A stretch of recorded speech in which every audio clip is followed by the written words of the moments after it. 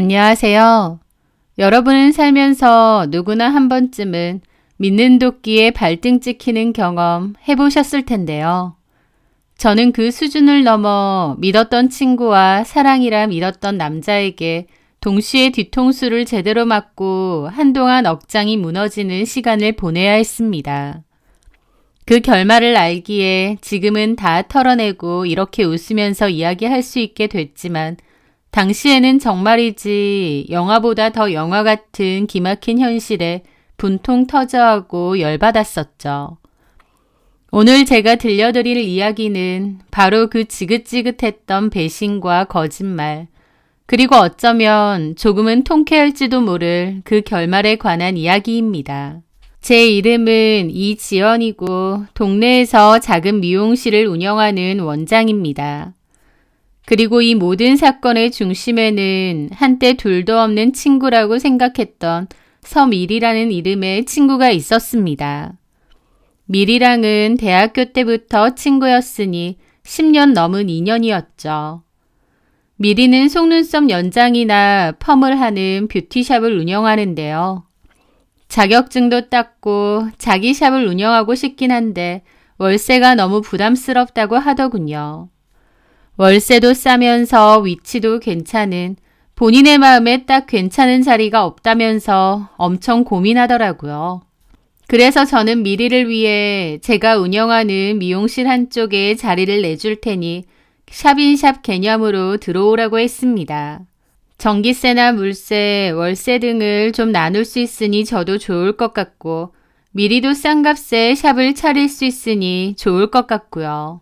제 제안에 미리도 좋다고 했고 그렇게 미리는 저희 샵으로 들어와서 자신만의 샵을 차렸습니다.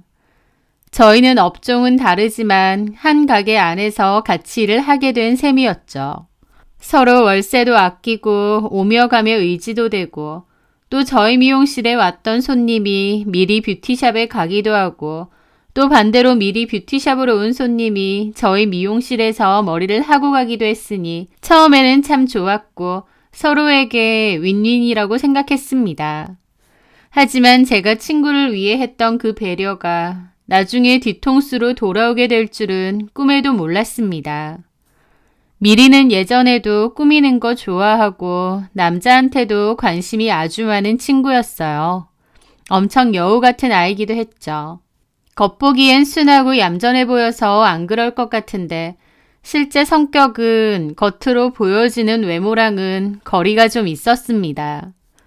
사치스러운 걸 좋아하고 돈을 정말 좋아했거든요. 돈 쓰는 것도 잘 쓰고요. 그래서 전부터 돈 많은 남자 만나서 인생 역전하겠다는 생각이 확고한 친구였습니다. 남자는 돈 없으면 매력 없다가 그 친구의 지론이었으니까요. 돈 많은 남자랑 결혼하겠다는 거면 미리 본인이 돈이 많냐고요? 그건 또 아니에요. 버는 돈은 명품 사고 해외여행 가는데 다 쓰고 돈 쓰는데 거침이 없는 친구였으니 돈이 모일 틈이 없었죠. 비싼 명품 다 바리바리 끌어안고 좁아터진 월세 원룸 사는 그런 친구였습니다. 그러면서도 돈 많은 남자 만나서 결혼 한 방이면 된다. 이게 미리의 믿음이었죠. 친구로서 한심했던 적이 아예 없었던 건 아니지만 그렇다고 그게 잘못됐다거나 뭐라고 한 적은 없습니다.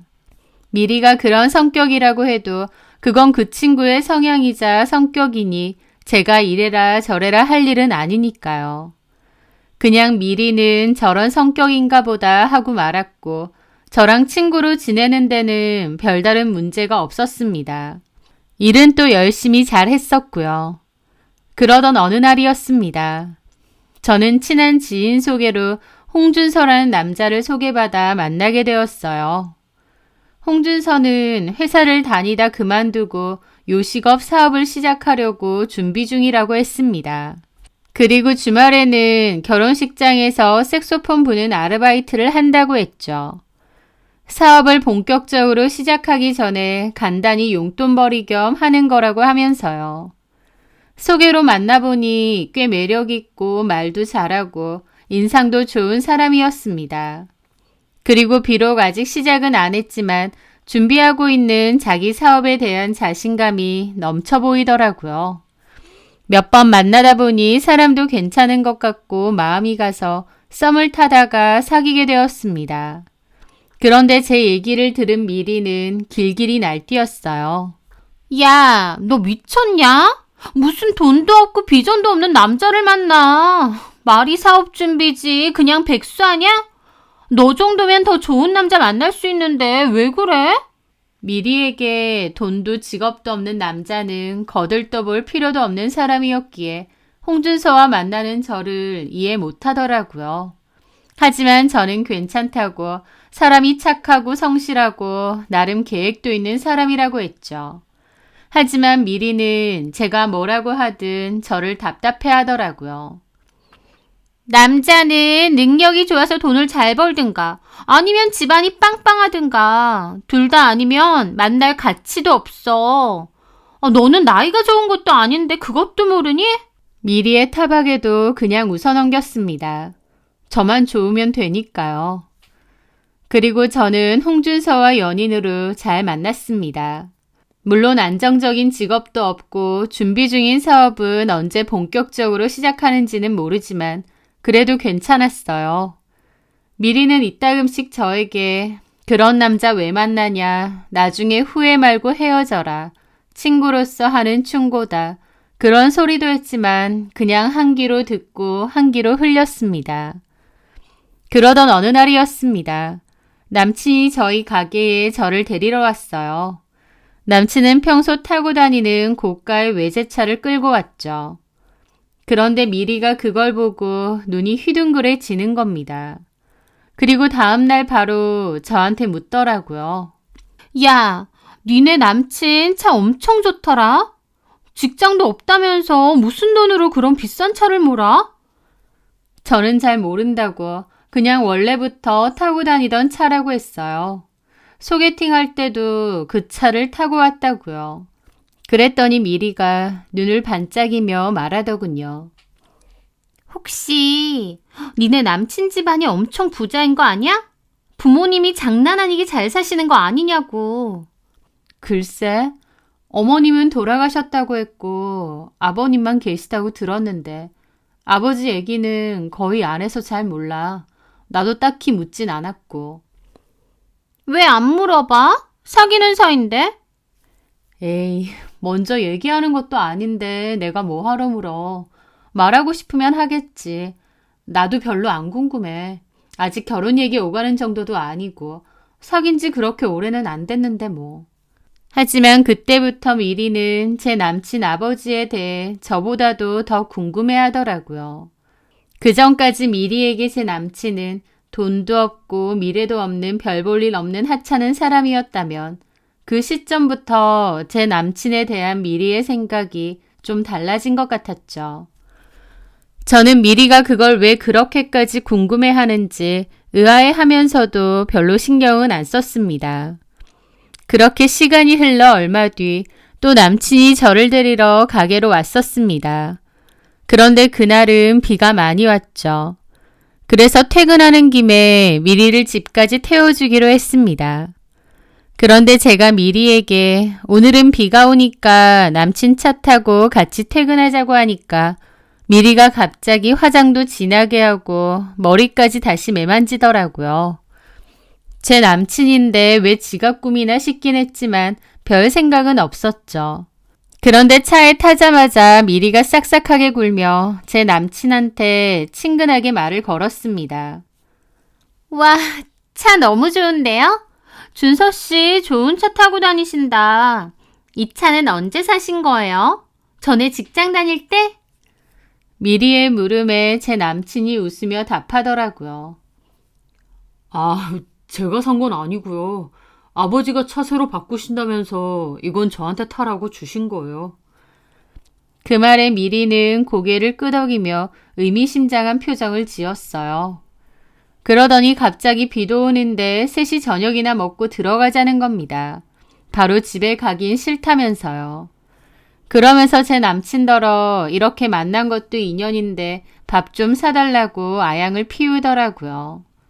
남친은 사람 좋게 웃으며 그러자고 했습니다. 그렇게 저희는 비를 피해 근처에 있는 파스타 집으로 들어갔죠. 창가 자리에 나란히 앉았는데 어쩌다 보니 제가 가운데 앉고 미리가 준서 씨 옆에 앉는 모양새가 됐어요. 그때부터였을까요? 미리의 본격적인 작업이 시작된 것이 말이죠. 자리에 앉자마자 미리는 작정이라도 한 듯 미리 준비해온 질문 리스트라도 있는 사람처럼 쉴 새 없이 남친에게 질문을 쏟아내기 시작했습니다. 그 모습은 평소 제가 알던 까칠하고 도도했던 미리가 아니었어요. 목소리 톤은 한껏 높아져 있었고 눈은 반짝였으며 과장된 몸짓으로 리액션을 해댔죠. 준서 씨, 아까 차에서 잠깐 말씀하신 요식업 사업이요. 구체적으로 어떤 메뉴 생각하시는 거예요? 요즘 워낙 경쟁이 치열해서 아이템 선정이 진짜 중요하잖아요. 제가 또 먹는 거 하나는 기가 막히게 좋아해서 궁금해요. 남친은 미리의 그런 적극적인 관심이 싫지 않은 듯, 아니 오히려 신이 난 듯 보였습니다. 눈을 빛내며 자신의 사업 계획을 술술 풀어놓기 시작했죠. 미리는 열심히 맞장구를 치고요. 아, 네. 제가 구상하는 건 좀 프라이빗한 컨셉의 퓨전 한정식 코스 요리 전문점이에요.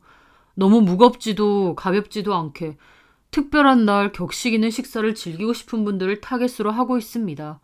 최근에 괜찮은 셰프님도 한 분 섭외했고요. 어머, 퓨전 한정식이요? 그거 정말 괜찮은데요? 요즘 젊은 사람들 사이에서도 한식이 얼마나 인기인데요. 거기다 프라이빗한 컨셉이라니. 딱 요즘 트렌드잖아요. 준서 씨는 사업 감각이 정말 뛰어나신가 봐요. 역시 뭔가 크게 되실 분은 안목부터 다르시다니까. 그럼 혹시 투자 같은 건 좀 받으셨어요? 그런 고급 식당이면 초기 자본도 만만치 않을 텐데. 미리는 정말 자연스럽게 마치 물 흐르듯 남친의 자금 사정까지 떠보더라고요. 저는 옆에서 그 둘의 대화를 듣고만 있었죠. 좋게 봐주시니 감사합니다. 투자도 몇 군데 이야기가 잘 진행되고 있고요. 그리고 아무래도 아버지께서 사업 초기에는 좀 지원을 해주시기로 하셔서 자금 걱정은 크게 안 하고 있습니다. 어머, 역시 아버님도 정말 통이 크시고 멋지신 분인가 봐요. 준서 씨는 정말 든든하시겠어요. 부럽다. 그럼 학교는 어디 나오셨어요? 왠지 전공도 엄청 세련되고 멋있는 거 하셨을 것 같은 느낌이 드는데. 미리는 한술 더 떠서 준서 씨의 학력까지 샅샅이 캐묻기 시작했습니다. 준서 씨는 잠시 머뭇거리는 듯 했지만 이내 어느 대학 무슨 과를 나왔는지 심지어 군대는 어디를 다녀왔는지까지 줄줄 대답해 주더군요. 그 과정에서 미리는 어머 제 친구도 거기 나왔는데 와 진짜 대단하시다 같은 추임새를 쉴 새 없이 넣어주며 분위기를 띄웠습니다. 희한하게도 저는 그 둘의 대화 속에서 점점 투명인간이 되어가는 기분이었습니다. 제가 자꾸 소외되는 것 같은 기분에 파스타는 입으로 들어가는지 코로 들어가는지 모를 지경이었죠. 저도 어떻게든 대화에 끼어보려고 자기야, 그런 가게 위치는 어디로 생각하고 있어? 하고 겨우 한마디 말을 붙였지만 제 말은 미리의 다음 질문에 허무하게 묻히더라고요. 맞아. 입지가 진짜 중요하죠. 근데 준서 씨, 혹시 취미 같은 건 있으세요? 주말에 색소폰 연주하신다는 건 들었는데 그것 말고 다른 특별한 거요. 왠지 운동도 엄청 잘하실 것 같아요. 준서 씨는 제 질문에는 대답할 타이밍조차 놓친 채 미리의 새로운 질문에 또다시 신나서 대답을 이어나갔습니다. 헬스, 골프, 심지어는 예전에 잠깐 배웠다는 승마 이야기까지 나왔죠. 미리는 그때마다 박수까지 쳐가며 호들갑스러운 반응을 보였고요. 둘은 마치 오래전부터 알고 지낸 사이처럼 혹은 이제 막 서로에게 호감을 느끼기 시작한 남녀처럼 웃음꽃을 피우며 시간 가는 줄 모르고 대화를 나눴습니다. 제가 그 자리에 있다는 사실조차 잊어버린 것처럼요. 누가 보면 그 두 사람이 소개팅하는데 제가 눈치 없이 낀 줄 알 겁니다. 하여튼 저는 좀 뻘쭘한 기분으로 포크질만 해댔습니다. 그날따라 유난히 시간이 길게 느껴지고 기분도 썩 좋지는 않더라고요. 왜냐면 미리가 의도적으로 저를 배제시키고 제 남친과 대화를 하려는 느낌이 강했거든요. 미리의 반짝이는 눈빛과 평소와 다른 과장된 행동들 속에서 저는 본능적으로 무언가 아주 불길한 일이 시작되고 있음을 어렴풋이 감지했던 게 아닌가 싶습니다. 하지만 애써 그 불안함을 외면하려 했죠. 그저 미리가 원래 좀 오버하는 경향이 있으니 준서 씨의 배경이 좋아 보여서 잠시 저러는 것일 거라고 그렇게 믿고 싶었던 것 같아요. 그 일이 있고 얼마 뒤였습니다. 저랑 미리가 점심을 먹고 가게로 돌아오는데 골목 어귀에서 준서 씨가 어떤 중년 남자분과 이야기하는 걸 멀리서 봤습니다. 그 남자분은 준서 씨 어깨를 툭툭 치더니 고급 세단을 올라타고 가시더라고요. 제가 반가워서 준서 씨를 불렀죠. 자기야, 여기 어쩐 일이야? 아, 자기 마침 여기서 보네. 나 요식업 사업 때문에 시장조사 나왔다가. 근데 방금 그분은 누구셔? 어? 아, 아버지. 아, 정말? 그럼 인사드렸어야 했는데. 에이, 뭘. 바쁘셔서 금방 가셨어. 안녕하세요. 저도 여기 있어요, 준서 씨. 방금 가신 분이 아버님이셨구나. 아버님은 여기 어쩐 일이시래요? 미리도 엄청 관심을 보이더라고요. 아, 실은 이 건물이 아버지 거라서요. 그래서 잠깐. 그 말에 미리의 눈이 정말 커지다 못해 튀어나올 것 같았어요. 저도 좀 놀랐고요. 어머, 정말요? 이렇게 큰 건물이요? 와, 그러시구나.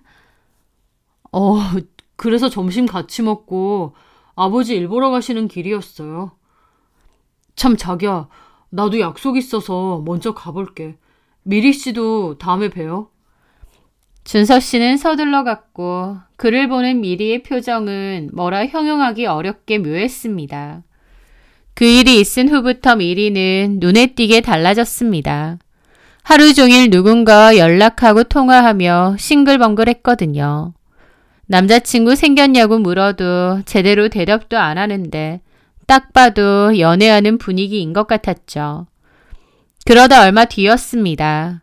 미리가 갑자기 저희 가게에서 자기 샵을 빼겠다는 거예요. 자기는 따로 가게를 차리겠다고 하면서요. 월세 부담 때문에 저희 가게로 들어왔던 건데 하루아침에 갑자기 나간다니 의아했죠. 미리는 우리 미용실이 손님이 별로 없어서 자기도 손님이 안 느는 것 같다느니 샵인 샵이니까 오히려 홍보가 더 안 되는 것 같다느니 불평을 토로하더라고요. 여태까지는 아무 문제 없이 오히려 저한테 고맙다고까지 했는데 이제 와서 제 샵 안에서 같이 영업을 하는 게 마음에 안 든다는 겁니다. 그러면서 나가고 싶다고 하더라고요. 저는 그건 네 마음이라고 알겠다고 했습니다. 미리는 그 사이에 다른 가게 자리를 찾아보고 난 뒤 바로 자기 샵을 빼더라고요. 그런데 때마침 딱 그 무렵부터 저는 남친이랑 연락이 잘 안 되기 시작했어요. 제가 전화를 해도 바쁘다는 핑계로 피하더니 나중에는 아예 받지도 않더라고요. 그런데 공교롭게도 그맘때 미리도 제 연락을 피하는 겁니다. 다른 친구들하고는 잘만 연락하면서 유독 제 연락만 피하는 느낌이었죠. 뭔가 이상하다 싶어 미리에게 직접 물어보기도 했어요. 저한테 뭐 섭섭한 게 있었냐고요. 하지만 미리는 새로 샵을 차려서 바쁠 뿐이라며 바쁘니 다음에 연락하겠다고 하면서 차갑게 저를 밀어냈습니다. 그렇게 그 두 사람이 연락이 뜸해지고 얼마 지나지 않아 홍준서는 제 인생에서 완전히 사라졌습니다. 헤어지자는 말 한마디 없이 그냥 잠수를 타버렸거든요. 더 이상 연락이 아예 안 되고 저를 차단한 것 같았죠. 너무 황당하고 기가 막혔지만 계속 연락이 안 되니 저도 체념할 수밖에 없었어요.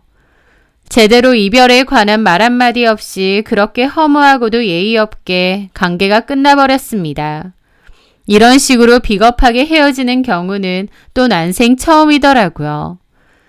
그렇게 황당한 이별 후 3개월 정도 지났을까요? 저는 그 이해 안 되는 모든 일의 이유를 다 알게 되었습니다. 그맘때 미리가 갑자기 임신을 했고 결혼 준비 중이라는 소식을 들었거든요. 남친이 있는 줄도 몰랐는데 임신은 뭐며 결혼 준비 중이라고 하니 황당하고 놀랐죠. 그런데 그 결혼 상대가 다름 아닌 제 전 남자친구 홍준서라는 겁니다. 너무 기가 막혔죠. 그러니까 그 두 인간이 저를 속이고 바람을 피우다가 애까지 가져서 결혼을 한다는 거였으니까요. 가만히 생각해보니 모든 게 딱딱 맞아 떨어졌습니다. 미리는 홍준서가 무직이라며 무시하다가도 그의 아버지가 건물주의 재력가처럼 보이자 작정하고 꼬드겨서 빼앗은 게 분명했어요. 너무 어이가 없고 분해서 저에게 홍준서를 소개해줬던 지인에게 전화해서 따졌습니다. 대체 어떤 인간을 소개해준 거냐고요. 그런데 제 얘기를 다 들은 지인도 황당해하며 충격적인 얘기를 꺼내더라고요. 지연아, 진짜 미안하다. 나도 홍준서가 그런 놈인 줄은 꿈에도 몰랐어. 그런 인간인 줄 알았으면 내가 미쳤다고 너한테 소개해주겠니? 근데 너 그 인간하고 헤어진 거 정말 잘한 거야. 저보고 홍준서랑 헤어지길 정말 잘했다고 하더라고요. 왜? 나도 최근에 알았는데 홍준서 걔 완전 사기꾼이나 다름없더라고. 그 말에 저는 꽤 놀랐죠. 사기꾼이라니 그게 무슨 말이야?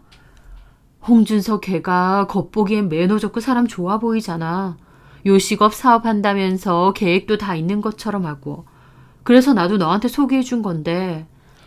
그런데 그놈의 요식업 사업 한다고 말만 하고 몇 년째 주변 사람들한테 투자금 명목으로 돈만 야금야금 빌려 쓰고 제대로 시작도 안 했더라고. 그게 사기꾼이지 뭐니? 그래도 아버지가 건물주고 돈 많다며.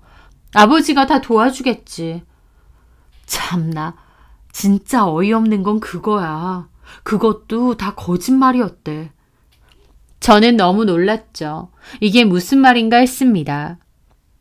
뭐라고? 거짓말이라고? 뭐가 거짓말이라는 거야? 걔 아버지라고 하는 사람 진짜 아버지 아니래. 어? 나도 속았지 뭐야. 맨날 자기 아버지가 건물주라고 떠들고 다니니까 진짜 그런 줄 알았지. 맨날 타고 다니는 그 비싼 차도 자기 아버지가 준 거라고 했잖아. 맞아, 그랬어. 근데 알고 보니 그 아버지라고 부르던 사람은 친아버지가 아니라 큰아버지였대. 큰아버지? 홍준서 진짜 아버지는 완전 노름꾼이라 애 어릴 때 버리고 도망갔고 그 큰아버지가 불쌍하다고 키워줬던 모양이야. 그러니까 친아들도 아닌 거지. 좋은 마음으로 홍준서 걷어서 키워주신 모양인데 근데 홍준서가 하도 그 큰아버지 이름 팔고 다니면서 사고치고 돈 빌리고 다니니까 그 큰아버지랑 큰아버지 자식들이 단단히 화가 나서 이제 너랑은 인연 끊는다고 다시는 아버지라고 부르지도 말고 집안 망신시키지 말라고 했나 봐. 그래서 요즘은 그 큰아버지 도움도 전혀 못 받는 빈털터리 신세라던데? 그 말을 듣는데 정말 머리가 띵했습니다. 알고 보니 그럴싸해 보였던 모든 것이 거짓이었던 거죠. 서민이는 그런 사실은 까맣게 모르고 홍준서가 부잣집 아들인 줄로만 알고 저한테서 그를 빼앗았던 겁니다. 이게 얼마나 어처구니가 없는 일인가요?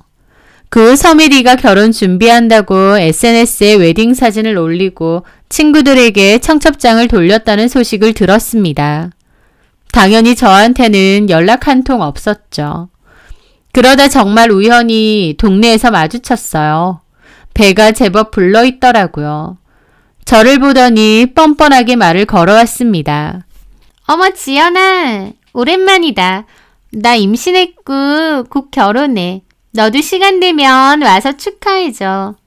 너 나한테 말 잘 건다. 나한테 안 미안하니?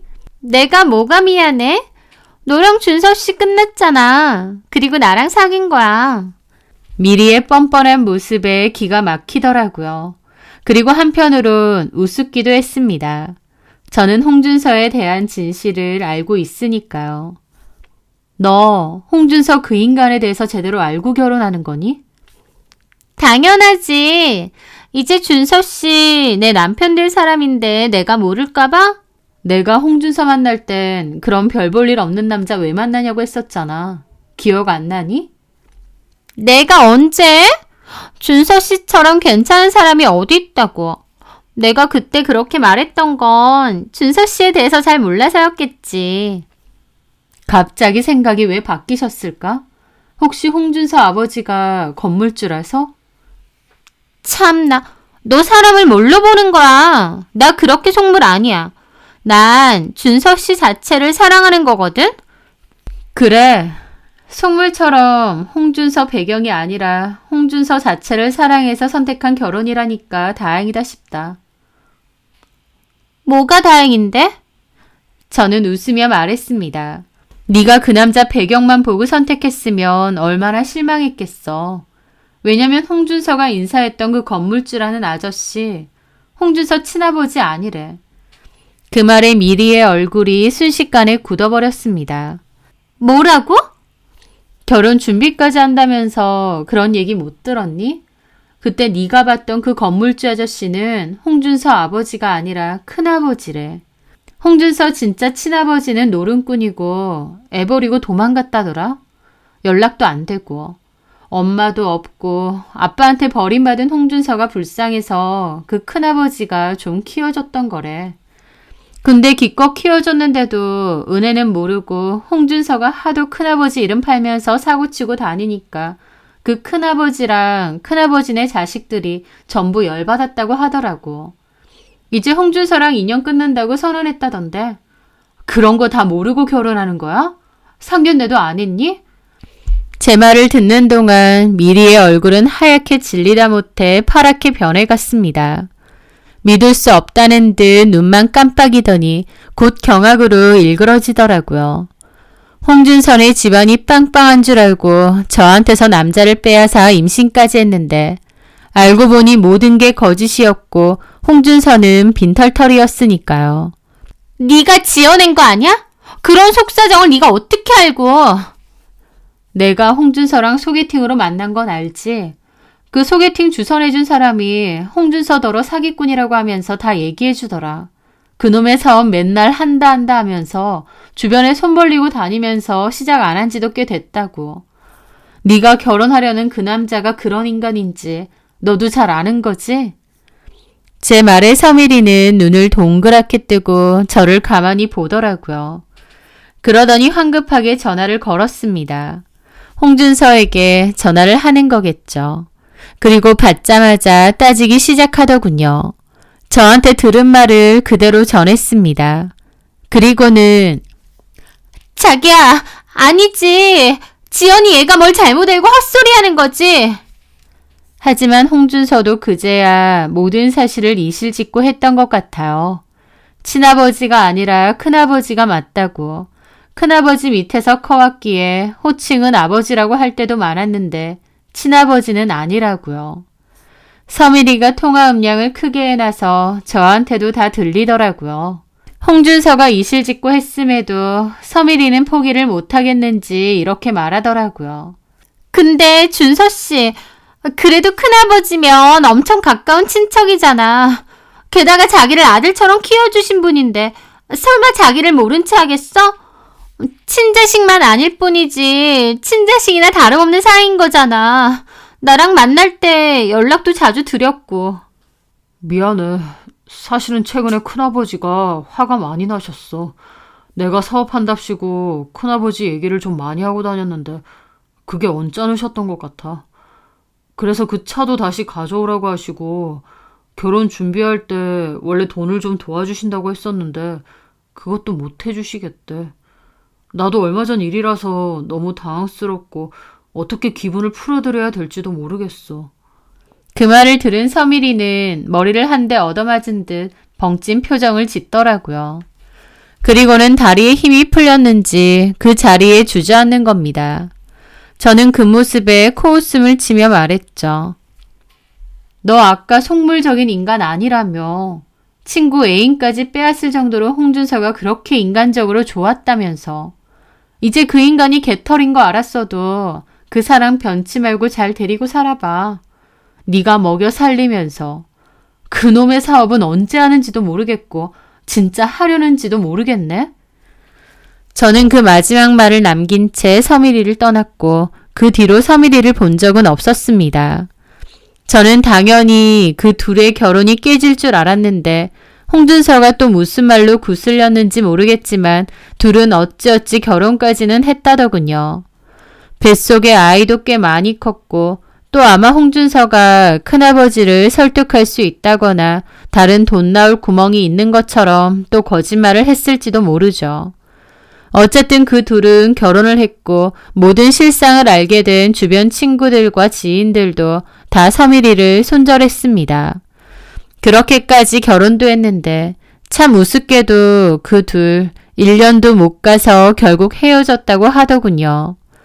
큰아버지의 도움은 당연히 한 푼도 받지 못한 모양이고 홍준서는 여전히 입으로만 사업 준비 중이라고 떠들면서 아무런 직업도 없이 빈둥거렸다고 했습니다. 결국 서미리가 자기 샵에서 번 돈으로 먹여 살렸대요. 조그만 단칸방에서요. 애 낳고 나서도 쉬지도 못하고 일해야 했다고 하더라고요. 그걸로 주구장창 싸우다가 결국 지쳐서 나가떨어진 모양이었습니다. 친구들도 진작에 서미리한테 등을 돌렸고 서미리를 부르는 별명은 돈미새, 남미새라는 딱지만 남았죠. 돈 때문에 친구 남친을 헌신짝처럼 빼앗아간 서미리나 자신을 키워준 은혜도 모르고 큰아버지 이름이나 팔고 다니다가 결국 손절당한 홍준서나 뭐 끼리끼리 잘 어울리는 한 쌍이었는데 헤어졌다니 그건 좀 아쉽네요. 천생연분이라서 서로 오래오래 지냈으면 서로를 더 갉아먹고 더 좋았을 텐데요. 배신당한 아픔이 크긴 했지만 그래도 그것들의 결말을 보니 속 시원하기도 하고 오히려 어이없는 웃음과 함께 흘려보낼 수 있을 것 같습니다. 저는 이제 그 두 인간 제 인생에서 깨끗하게 지우고 제 갈 길 가려고 합니다. 살아가야 할 날이 많은데 그런 인간들 때문에 제 에너지를 쏟고 싶지 않거든요. 앞으로 남은 제 인생에는 그런 인간성 덜 된 것들 말고 좋은 사람들이 더 많았으면 합니다. 긴 이야기 들어주셔서 감사합니다.